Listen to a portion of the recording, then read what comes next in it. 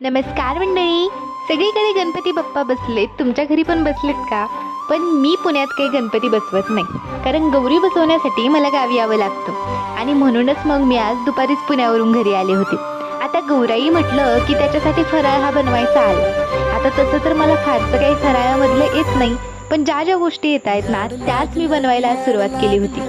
घरातली सगळी कामं आवरली आणि मग आज चकली आणि लाडू बनवायला घेतले.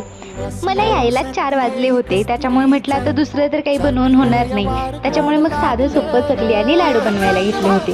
चकली तर व्यवस्थित झाली होती, लाडू दिसायला छान दिसत होते, पण पाक बिघडलाय की काय याचं मला जरा टेन्शनच होतं. चकली खूप छान झाली होती. संध्याकाळ झाली आणि मग आम्ही गणपती बाप्पांची आरती केली. हो, मूर्ती छोटी आहे पण शेवटी बाप्पा ते बाप्पाच, छोटे काय आणि मोठे काय.